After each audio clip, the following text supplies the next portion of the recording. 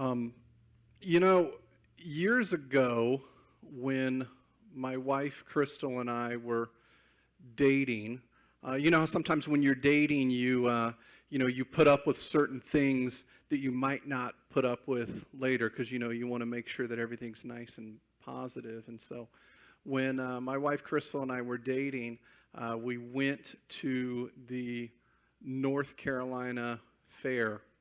And at the state fair, they had all types of roller coasters and rides. And uh, Crystal agreed to go on a roller coaster, even though she had said, she's like, I really don't like them. But I talked her into it, and she got on the roller coaster, and the entire time she was doing this the whole time. And what I later found out is that Crystal does not like roller coasters. And so now if you ask her to go on a roller coaster, she will proudly deny you and say no.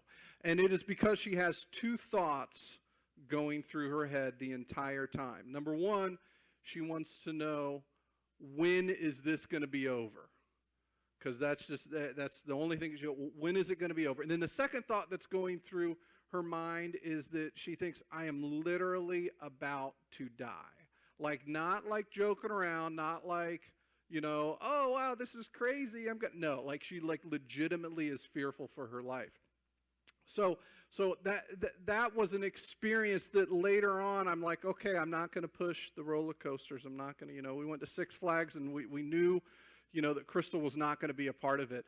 Because the whole time she's thinking, when is this going to be over? How much longer do I have to do this? And so we've been in this Shaken series for the past few weeks. We're looking at the book of 1 Peter. And as I reflect back as to the messages that we've heard and the lessons that Peter taught us in this letter, he was speaking with the idea of, when is this going to be over? People were questioning, how much longer? How much longer do I have to suffer? How much longer is this going to go over? And then when we look at our society, too, everything that's going on, it's easy to think, how much longer do I have to put up with this? How much longer is this going to go on? And so when you're shaken by life, when different things come out of nowhere to rattle you and to shake you, you start to wonder, how much more can I take? How much longer are we going to have to do this? I had a conversation with someone earlier this week, and those are the words that they said to me. Have you ever been in a situation to where you're wondering, how much more can I take? How much more is going to happen? And so as we close out our series this week on Shaken in 1 Peter, we find ourselves at chapter 5. And today we're going to spend a little bit of time walking through just verses 6 through 10. And so I want to read those with you now. 1 Peter chapter 5, starting in verse 6. It says, Humble yourselves, therefore, under the mighty hand of God, so that at the proper time he may exalt you, casting all of your anxieties on him, because he cares for you. Be sober-minded. Be watchful. Your adversary, the devil, prowls around like a roaring lion, seeking someone to devour. Resist him, firm in your faith, knowing that the same kinds of suffering are being experienced by your brotherhood throughout the world. And after you have suffered a little while, the God of all grace, who has called you to be his eternal glory in Christ, will himself restore, confirm, strengthen, and establish you. So I want to spend just a little bit of time walking through that passage. It's amazing how God arranges things. When we think about the word humble, we can just start there in verse 6. The things that Pastor Bob shared just a few moments ago were so appropriate and so timely. Being humble, what exactly does that mean? It means that you're not proud, you're not arrogant. One of the definitions I found was a spirit of deference. That means that in your spirit, in your nature, you defer to others. You want to honor others. It means that you're reflective. It means that you think through things. So that's what it is, but what exactly does it look like? It means that there's a lot of listening, a lot of processing before you form an opinion, and a lot more thought before you state that opinion. As Pastor Bob shared a few moments ago, slow to speak and even slower to anger. You defer to others. You honor others. You submit. You say, I'm going to place your interests above my own. I had a boss years ago who's just has been a great mentor over the years and somebody that I've really looked up to. And one of the things as I had taken on a job that was really overwhelming and just there seemed to be problems everywhere I turned, he didn't live in the same city that I lived in. When he would come in town, one of the things that he would always start our meetings off with is he would ask me, he would say, what can I do to help you to consider today to be a success? What is it that I can do for you? And the more that we talked through the things that I needed to tackle and the things that I needed to accomplish, we began discussing just how that very question impacted me. And so then I started asking other people, hey, what can I do for you today so that you would consider today to be a success? What are some things that I can take off of your agenda? What are some things that I can prioritize? And your priorities will become my priorities. Just the idea of doing that, just in that humility, just that one action, just shifts everything in the relationship. Being humble. Being humble is something that only you can do. I think a lot of times we tend to want to be humble, or we want to work on this area of our life, or we want to grow in humility, and we kind of sit back and we expect that it's something that's just going to one day happen to us. All of a sudden, one day, we're going to have this sudden shift that's going to create something in ourselves. But in fact, it's actually up to us. You have to do the heavy lifting. Sometimes I hear people say, I know I need to work on this. I know I need to do this.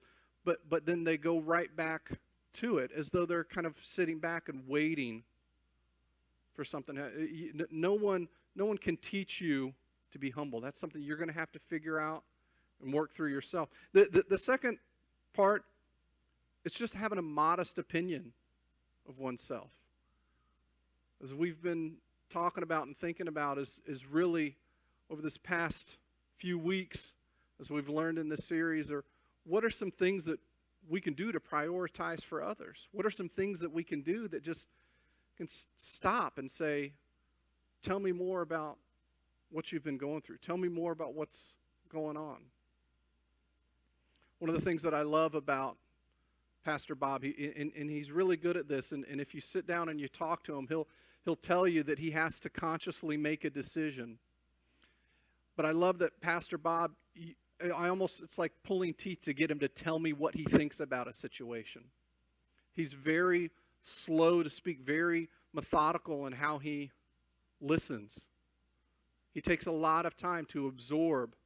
And he'll tell you, he said, I have to think through and consciously do that because I instinctively want to just say, well, here's what you need to do.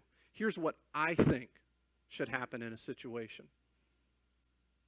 But we have to stop and we have to make a real conscious effort. Moving on in verse 7, tells us to casting all your anxieties on him because he cares for you. So I started thinking about that. What does that mean to cast your anxieties? That's not a word that we hear a lot about. But what exactly does it mean to cast? Well, first you'd have to hold an audition. Not that cast. Thank you. See, I got one joke. To cast your anxieties. We don't use that word a whole lot, but what does it mean to cast? When do we hear about casting? Is if you're going to go fishing, we always say, well, cast your line out. And since I'm talking about Pastor Bob, when you cast, that means that you send your bait far out, unless you are Pastor Bob, in which case you hook your fishing mate, as evidenced by my daughter's clothes that got ripped just a few short weeks ago. But no, it's taking something and throwing it so far away. It's beyond anything that we can reach. So you cast something far out there and you completely remove yourself from it. I think what we have a tendency to do when we talk about casting your anxieties, we have a tendency to set stuff down and say, God, I'm going to give you this. But then we oftentimes will stand right by it.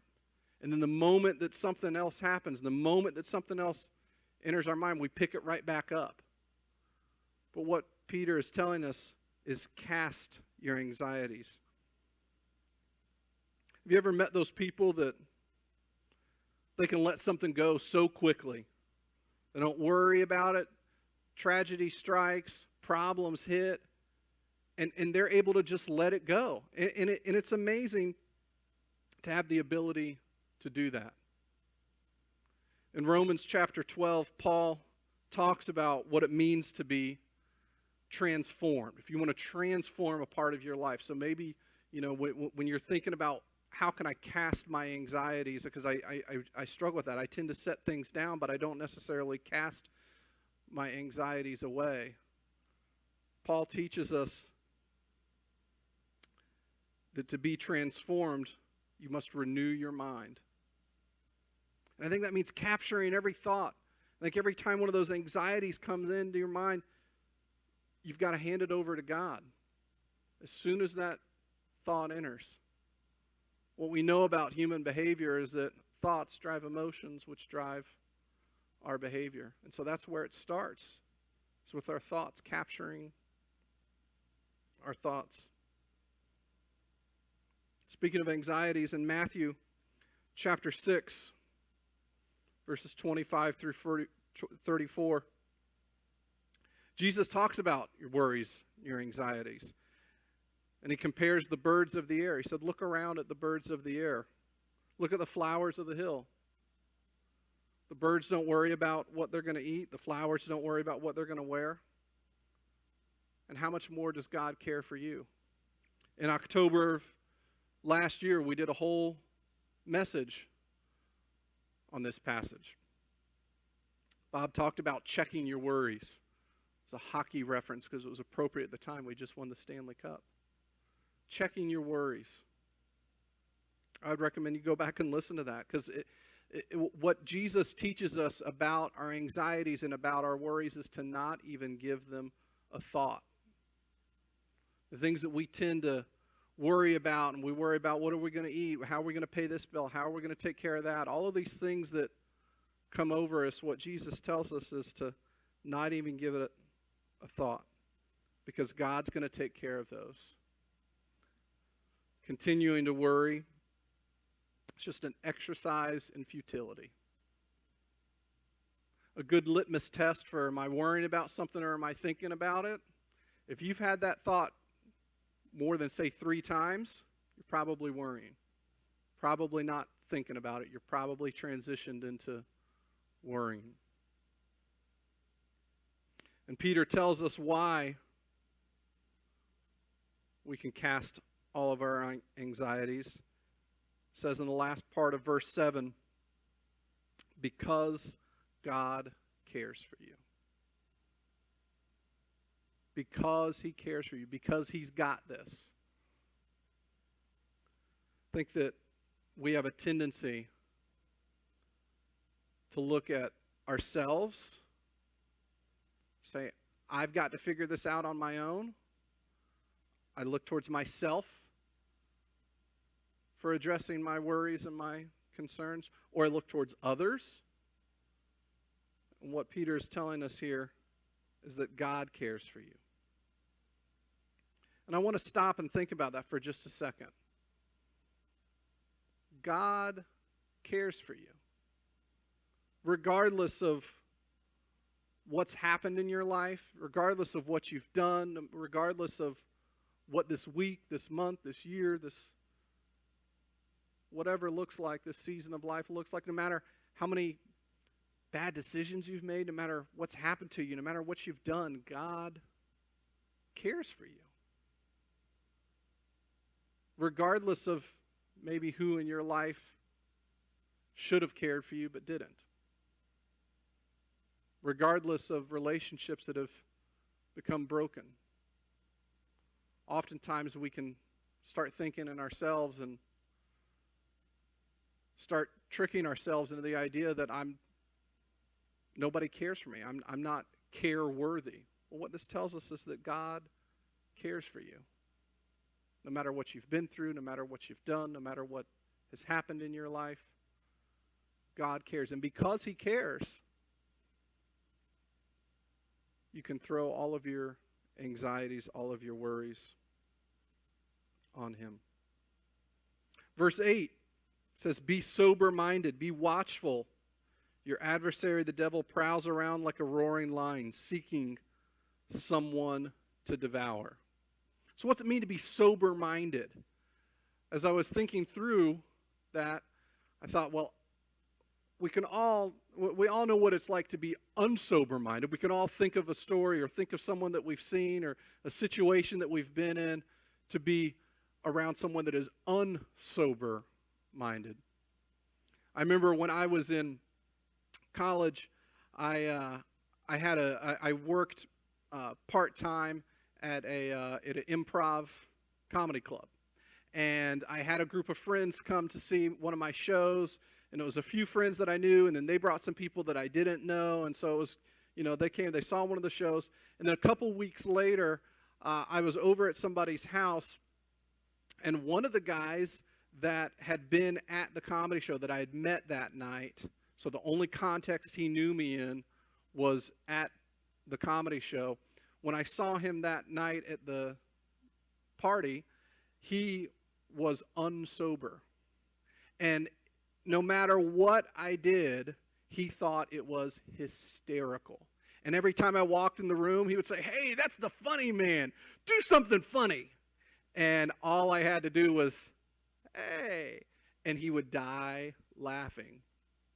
Well, we can all think of that situation that we've seen someone that is unsober-minded. Nothing is really serious. We have clouded judgment. We're out of touch with reality. Social norms and what's acceptable is just kind of out the window.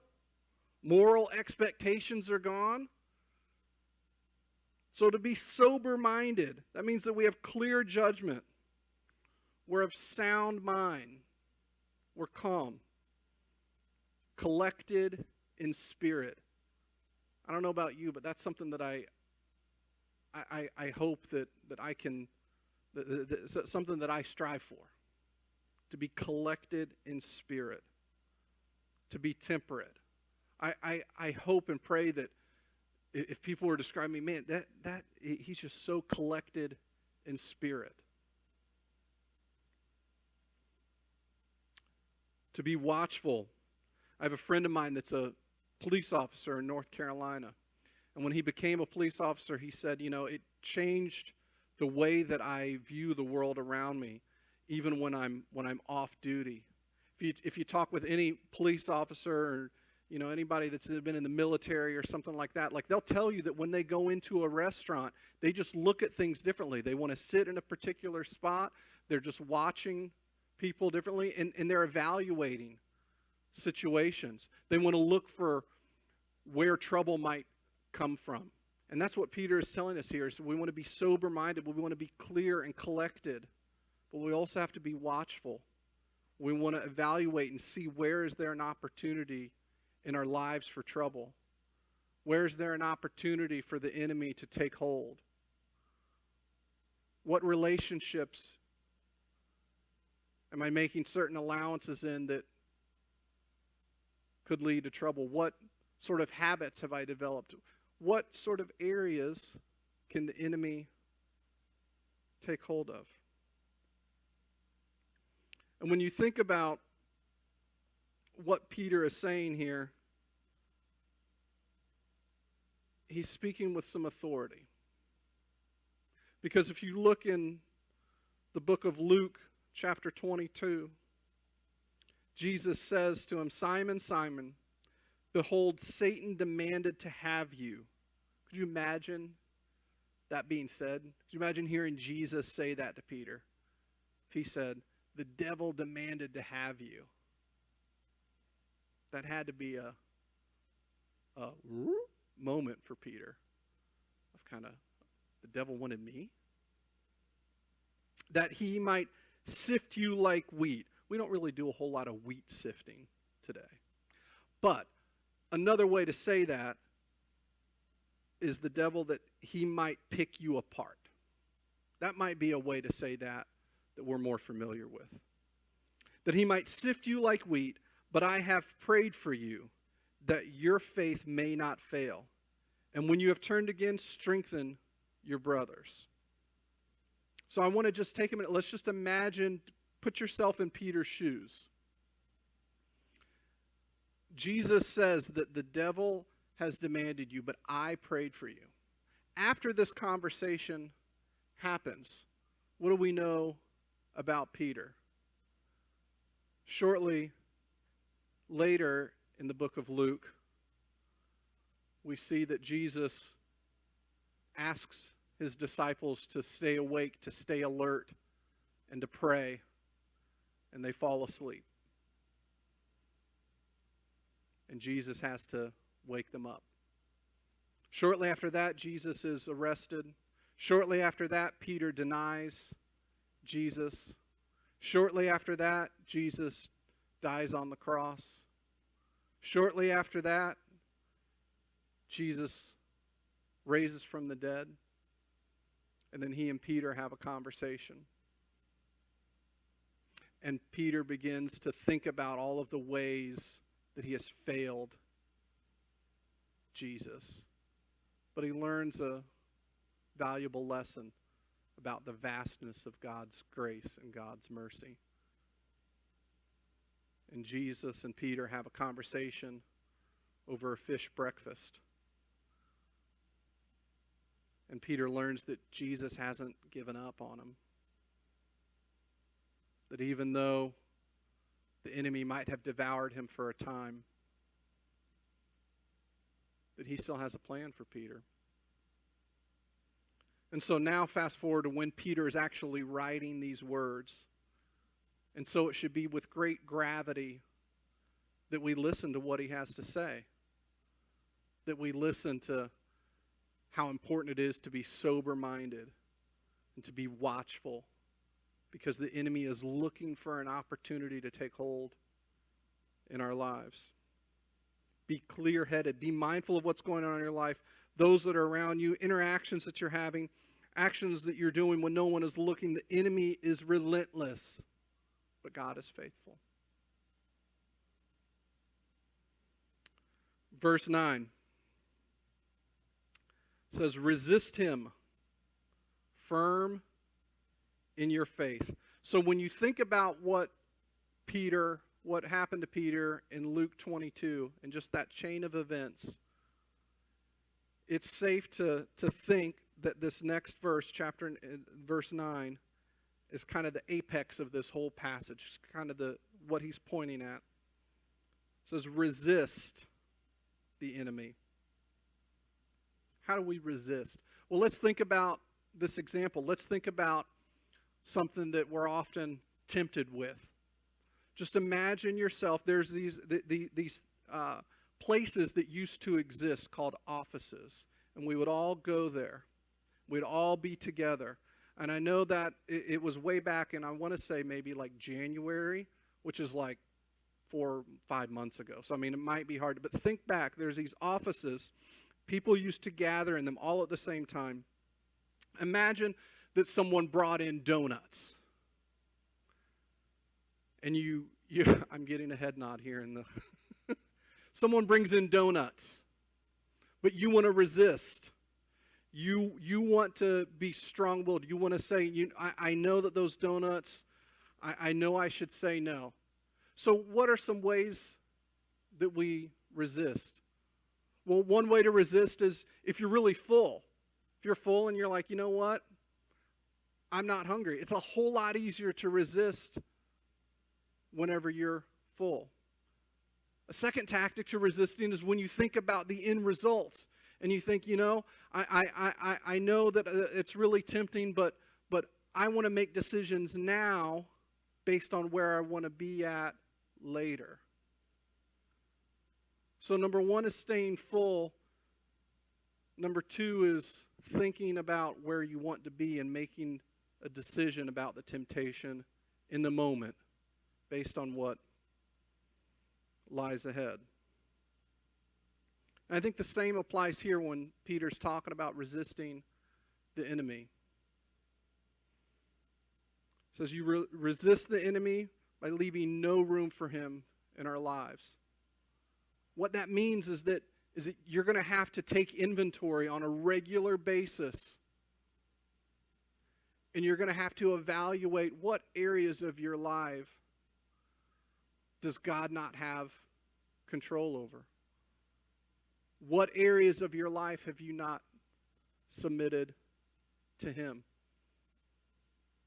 Because if your life is full of God, then it's a whole lot easier to resist the enemy.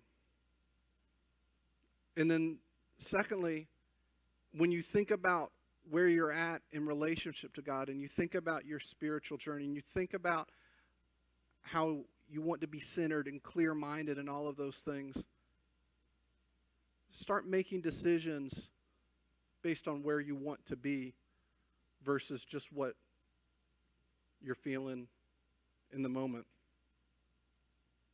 That's why Peter says, be firm in your faith.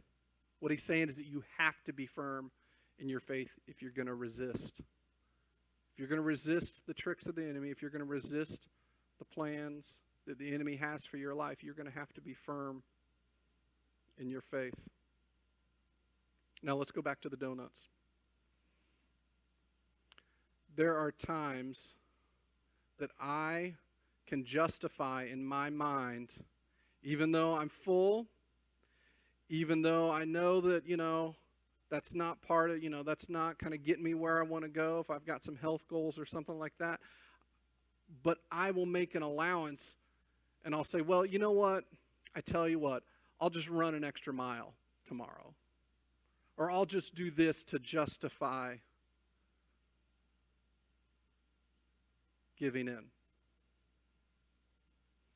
I think we too often do the same thing. We make allowances in our life, things that we know that are wrong, things that we have prepared for, things that we have, said, I don't want to give in to this. I don't want to give in to temptation. I want to resist. I know it's not good.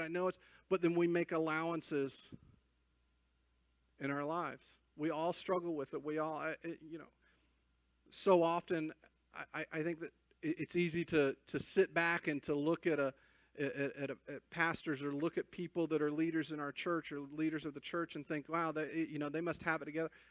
I can tell you, we all struggle with this. We all have temptations. We all have things that it's difficult for us to resist, and we all are fallen. We all make allowances in our life. We all justify things in our mind.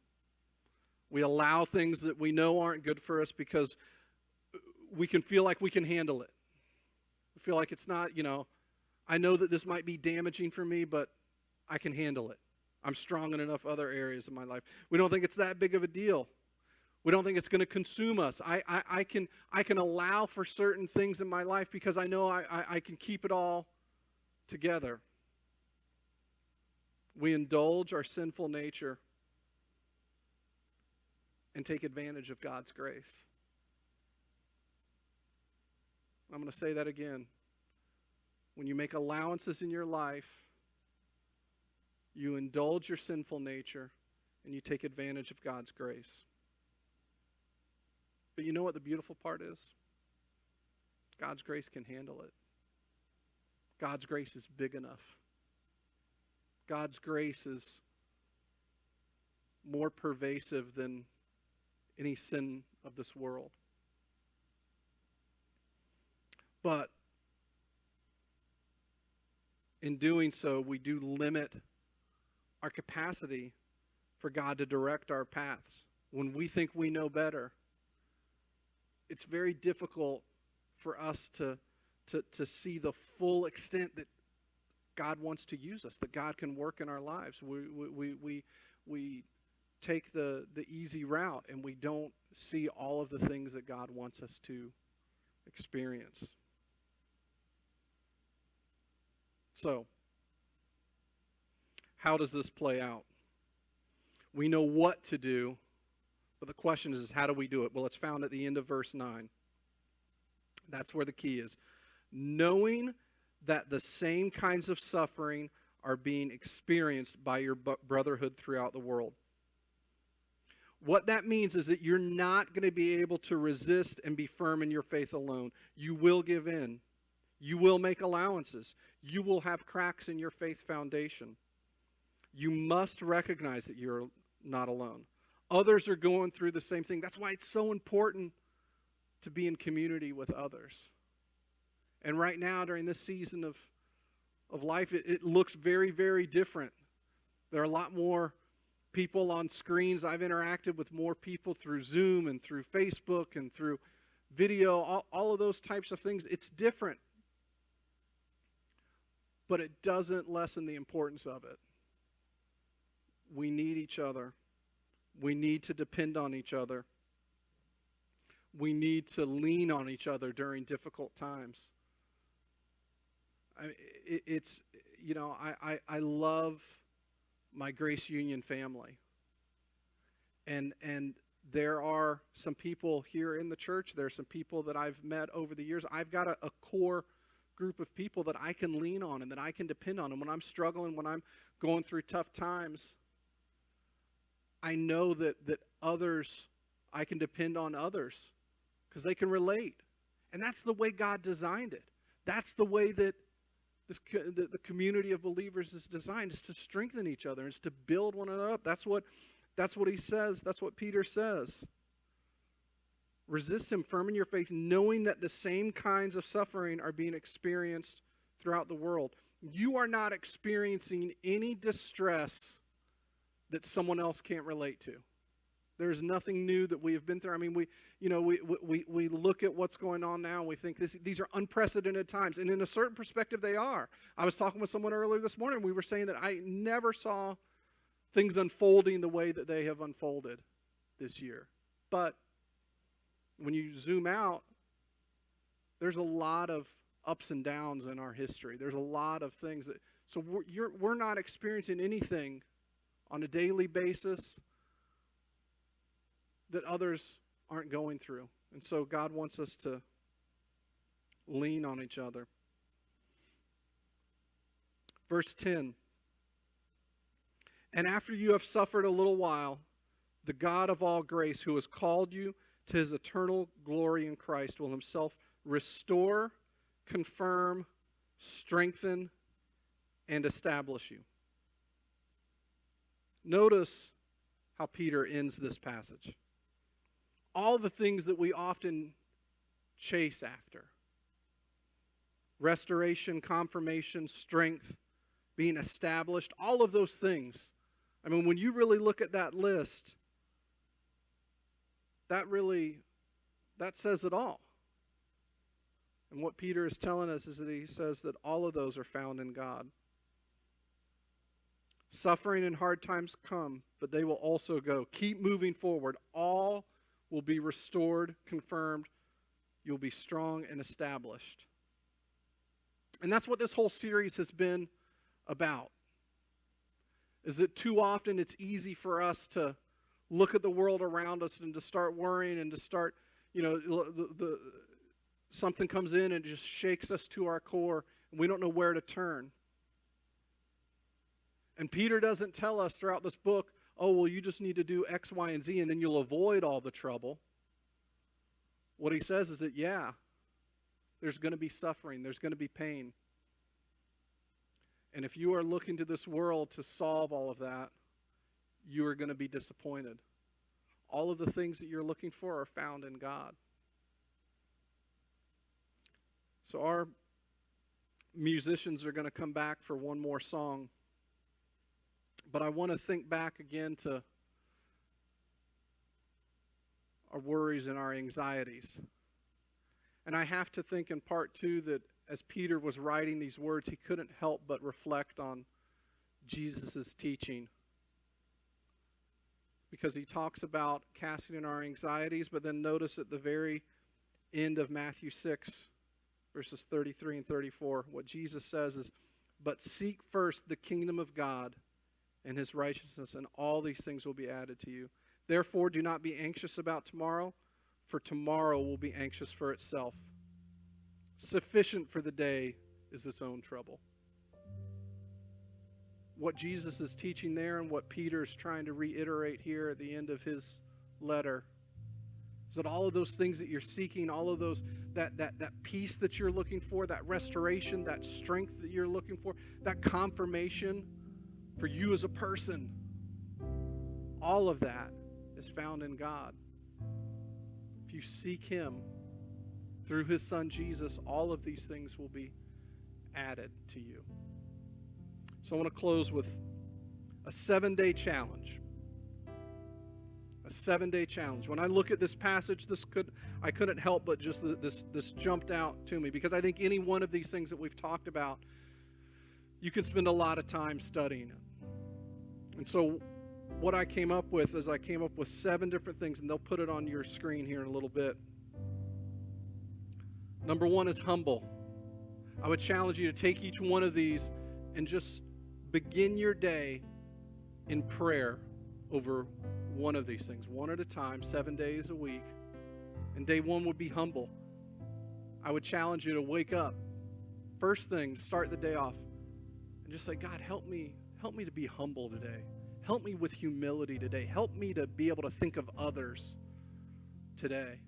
Help me to do a lot of listening and very little talking. God, help me to say things like, how can I help today be a success for you? Second, cast your anxieties. Day 2, God, help me today to be better at casting my anxieties on you. Every time a thought enters my mind, God, help me to turn it over to you. Clear-headed. God, help me to be clear-headed. Help me to be sober-minded today. Help me to be aware. Help me to be very centered today. Watchful. Day 4. God, help me to be watchful for the enemy. Help me to evaluate my life. Help me to look around in my daily interactions and my day in and day out routines, and just be attuned to opportunities that the enemy might have to infiltrate my life, because I want to resist. I don't want to succumb to that. Day 5, resist and lean on others. God, help me to resist by leaning on others. Help me to be stronger in community of my brothers and sisters in Jesus. God, help me to be someone that people want to be around. Help me to be humble. Help me to ask how others are doing. Help me to listen, because I know that through that I can resist. Day 6, firm in my faith. God, help me to be more firm in my faith. Help me to, everything that I do, everything that I think, everything that I see, everything that I speak, God, is rooted in my faith. And day 7, God, help me to know that you are my source to restore, confirm, strengthen, and establish me. God, help me to not get sucked into the notion that this world has the answers that I'm looking for, but that all of these things are found through you. So that would be my challenge to you this week. And as we close out this series on 1 Peter, I pray that we will remember that all of these things are found in God. This shaking time, God, it's just for a season, and that we need to refocus on Him. Thank you so much. Thank you, Pastor Jason. What a great message. We appreciate you sharing it with us. I'm just here to give us a couple of closeout reminders before we send you on your way this morning. And so maybe this morning you've really kind of felt Jesus calling you home. The gospel is really simple. We're sinful, we're broken. Jesus, God's only Son, came and died in the place of all of humanity. He lived the righteous life that you and I should have lived, but then accepted the punishment of death that you and I all owe. And by putting our trust in him, we can be made right with God, and the door to a whole new kind of life is opened as we follow the example of Jesus, the true man in human flesh. And so maybe today you're putting your trust in Jesus to encounter that forgiveness and begin that new life in right relationship with God. We encourage you to take a moment. There's a phone number at the bottom of the screen. Just text Jesus to that, because we want to celebrate with you. We're not going to show up at your door or do anything weird. We'll just text you back and send you a link to some resources as you begin this journey of faith together with us. And so maybe today you would like special personal prayer. That number is there also, and you can just text prayer to that, and we would love to respond to you with that. Guys, God bless you. Have a great, great Sunday.